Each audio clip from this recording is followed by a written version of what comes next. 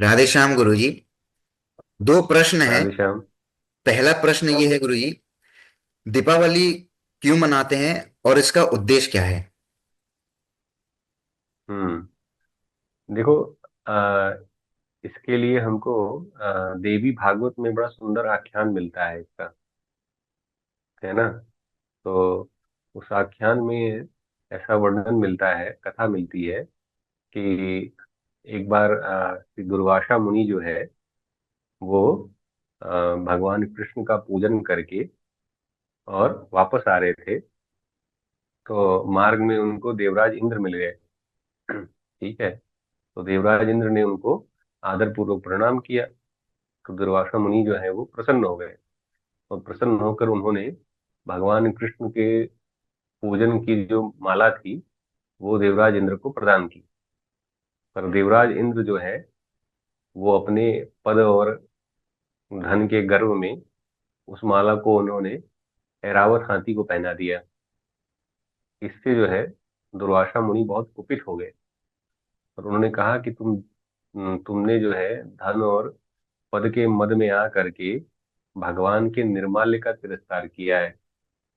इस कारण जो है तुम श्रीहीन हो जाओ। तो ऐसा श्राप सुन करके जो देवराज इंद्र हैं उनको बहुत दुख हुआ, और उन्होंने बहुत क्षमा याचना करी दुर्वासा मुनि से, और उन्होंने कहा कि आपने मुझे उचित श्राप दिया है, अब आप कृपा करके मुझे ज्ञान उपदेश करिए।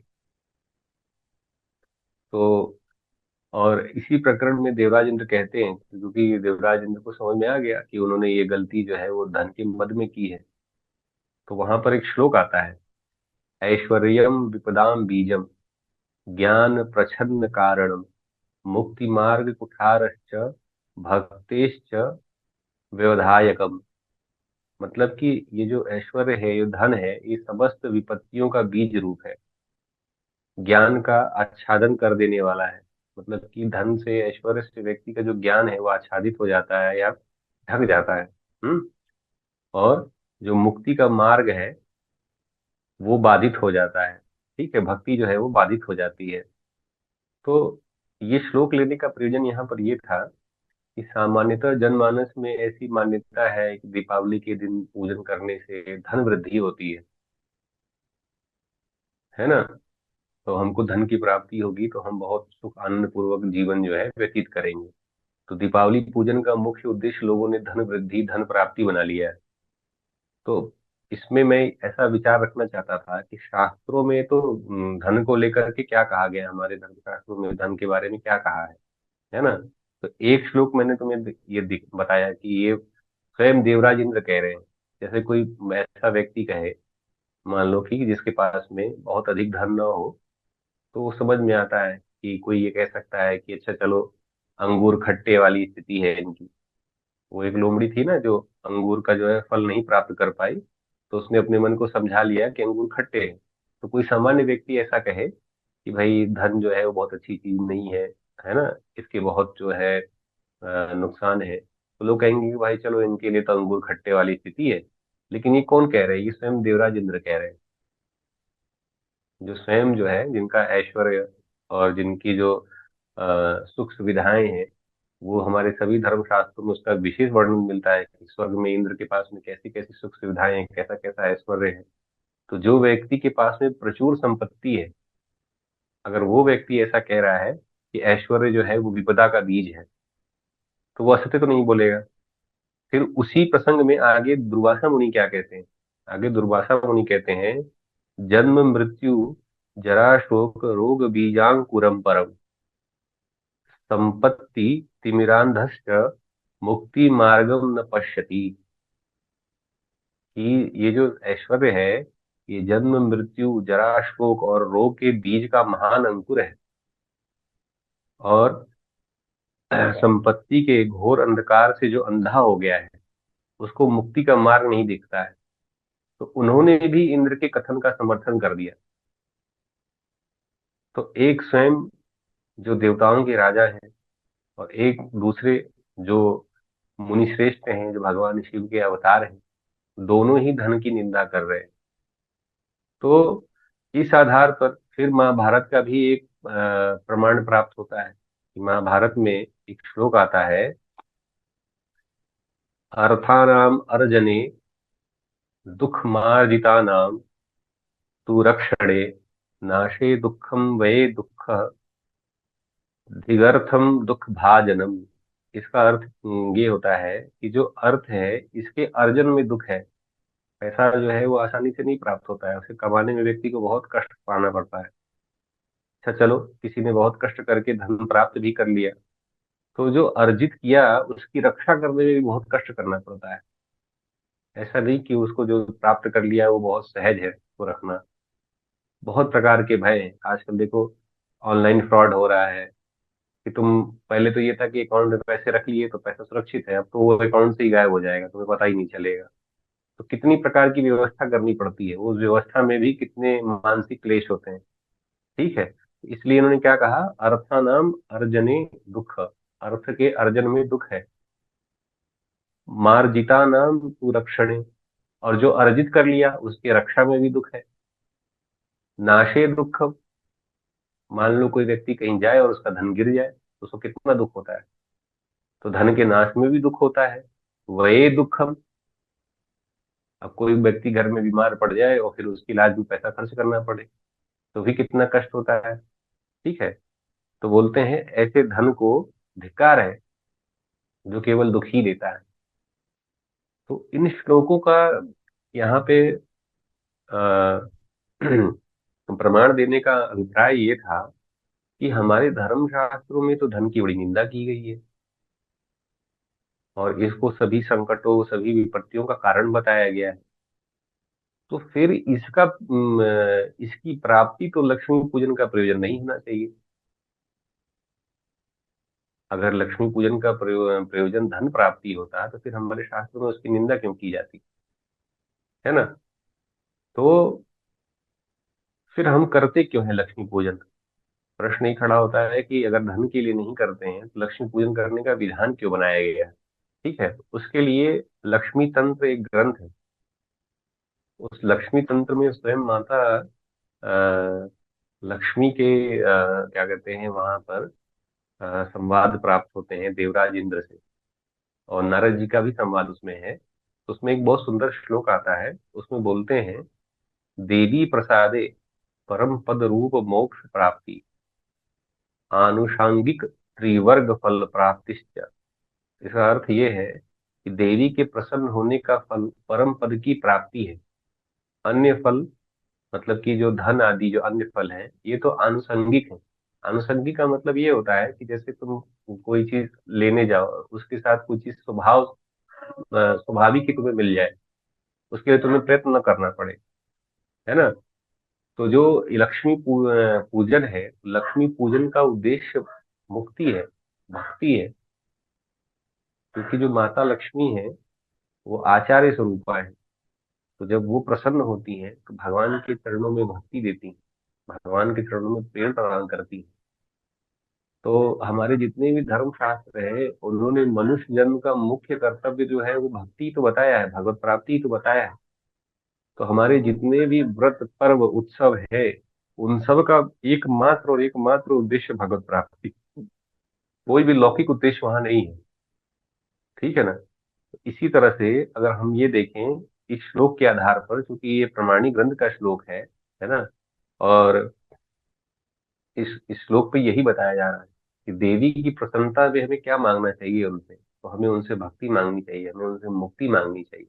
धन आदि तो जो शरीर की आवश्यकताएं है वो तो स्वाभाविक प्राप्त हो जाएगा उनकी कृपा से, उसके लिए हमें उनसे कुछ कहना नहीं पड़ेगा। और अगर कहीं हमने भुक्ति और मुक्ति को छोड़ करके, हमने मुक्ति को छोड़ करके उनसे जो है भोग मांग लिया कि हमें मुक्ति नहीं चाहिए, हमें भोग दो, हमें द्रव्य दो, हमें धन दो, तो फिर जो शास्त्र में निंदा की गई है धन की, उन सभी कुप्रभावों से हम ग्रसित हो जाएंगे। तो इसलिए बुद्धिमान व्यक्ति को तो लक्ष्मी पूजन करके भगवती से मुक्ति की, भक्ति की प्रार्थना करनी चाहिए। अच्छा देखो, ये एक और प्रकार से ये सिद्ध हो जाता है। दुर्गा सप्तशती में महाकाली, महालक्ष्मी, महासरस्वती के चरित्र का वर्णन आता है। तो जब महालक्ष्मी के चरित्र का वर्णन आता है तो उसमें उन्होंने महिषासुर का वध किया। महालक्ष्मी को महिषासुर मर्दिनी भी कहते हैं। महिषासुर का जो मर्दन करने वाली जो भगवती देवी है वो महालक्ष्मी है। तो जब कोई दुर्गा सप्तशती पढ़े तो उसे पता चलेगा कि वहाँ जो महालक्ष्मी देवी का चरित्र आया है वो महिषासुर मर्दनी के रूप में आया है। उन्होंने महिषासुर का मर्दन किया है। तो हमारे शास्त्रों में हमारे आचार्यों ने महिष को जो है वो कामना का, इच्छाओं का प्रतीक माना है। तो महालक्ष्मी तो महिषासुर मर्दिनी है, यानी कामनाओं का मर्दन करने वाली, इच्छाओं का मर्दन करने वाली। तो जो हमारे अंदर काम इच्छाएं हैं इनका वो मर्दन करने वाली हैं। तो हम जब भगवती महालक्ष्मी की उपासना करें तो हम उनसे यही कहें कि हमारे अंदर का जो महिषासुर है, जो कभी जिसकी तृप्ति नहीं होती है, जो हमेशा कामना करता ही रहता है, एक कामना पूरी हो तो दूसरी करता है, दूसरी पूरी हो तो तीसरी करता है, और उसी के कारण हम लोग जन्म मरण के चक्कर में पड़े हुए हैं, है ना। तो आप उसका वध करिए, जिससे हमारी जो है कामनाएं मर जाएं और हम निष्काम हो जाएं। तो महालक्ष्मी पूजन का जो मुझे वास्तविक फल समझ में आता है वो यही समझ में आता है कि महालक्ष्मी की कृपा से हम सभी लोग निष्काम हो जाएं। और दीपावली जो पर्व है वो महालक्ष्मी के पूजन का ही पर्व है।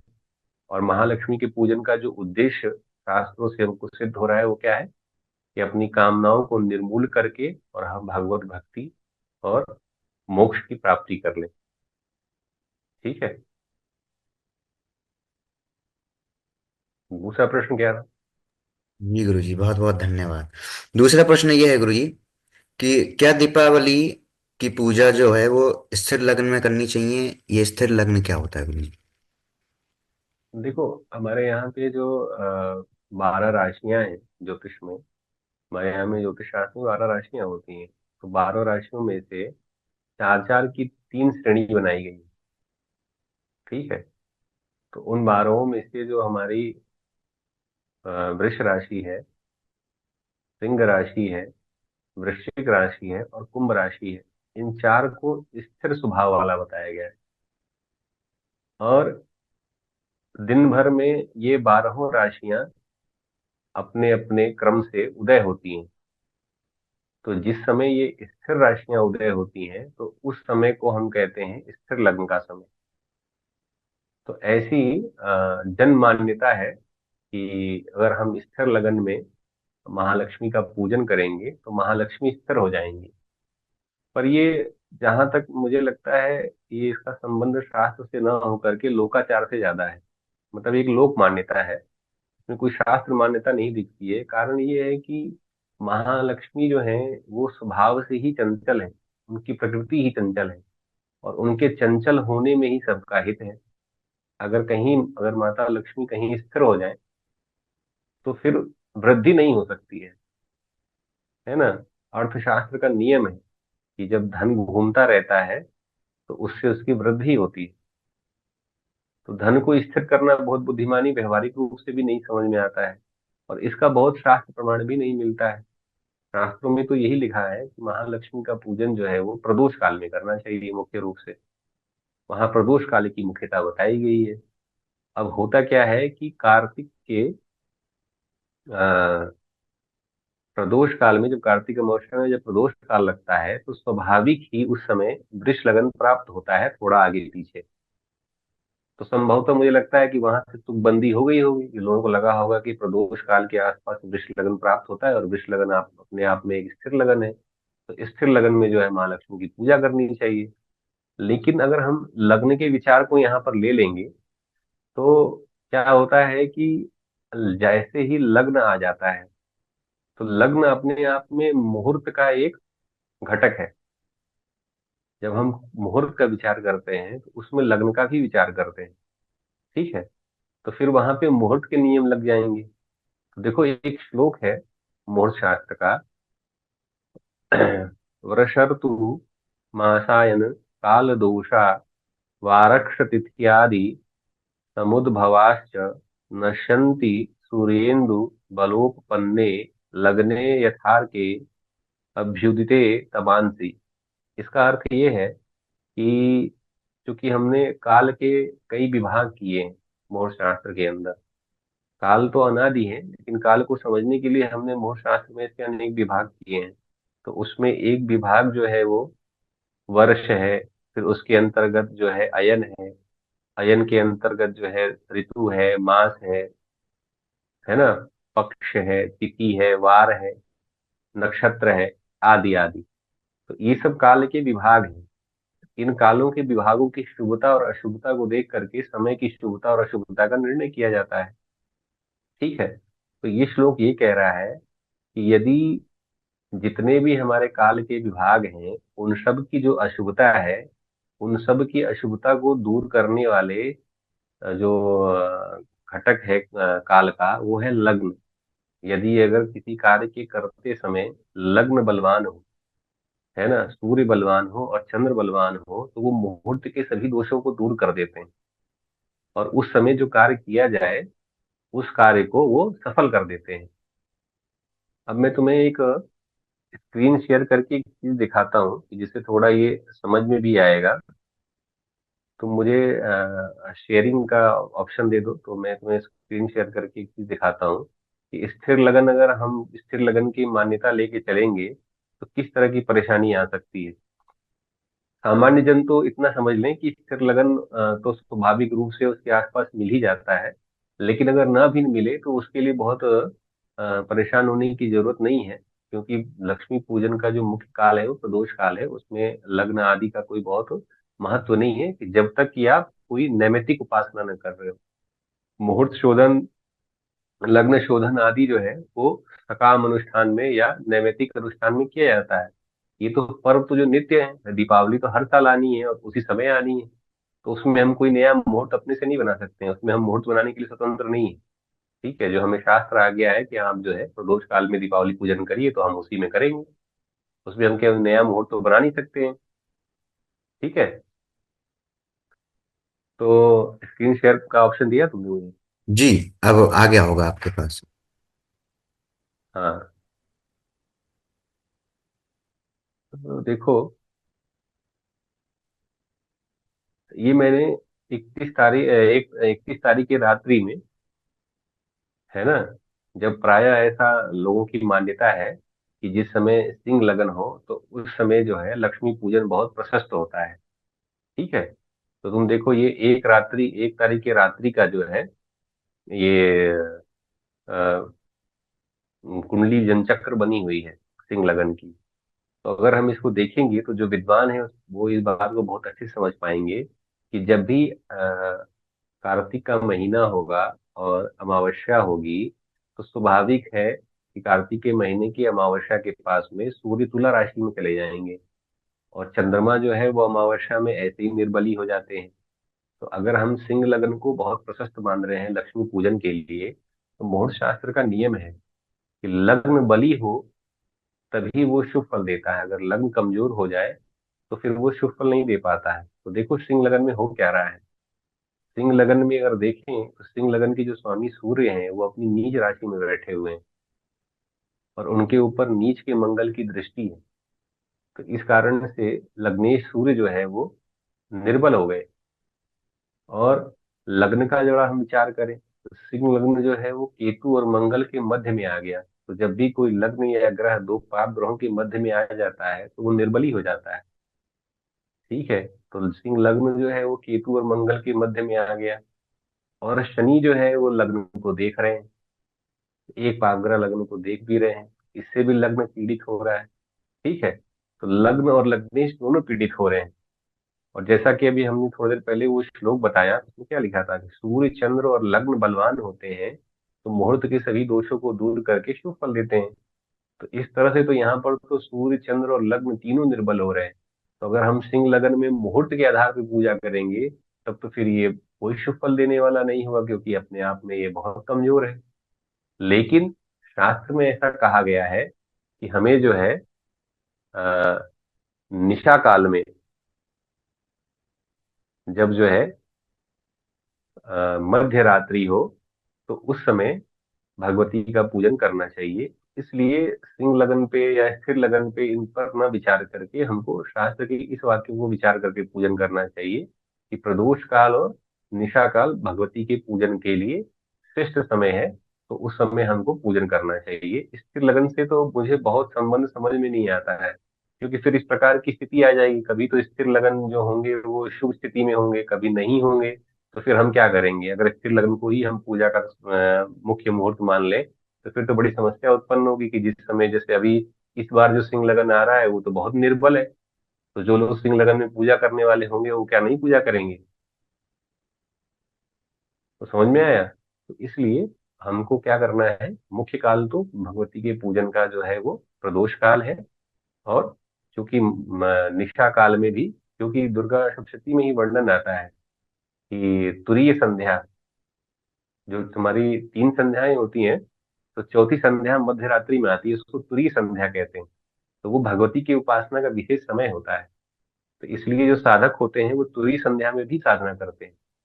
तो इसलिए मध्य रात्रि में भी साधना का विधान है भगवती के। तो एक तो प्रदोष काल और एक मध्य रात्रि। अब इत्तेफाक से या संयोग से दोनों ही समय में वृष लगन और सिंह लगन आता है, जो कि एक स्थिर लगन है। लगता है मुझे वहीं से ये तुकबंदी बन गई कि भगवती की पूजा के लिए स्थिर लगन प्रशस्त है।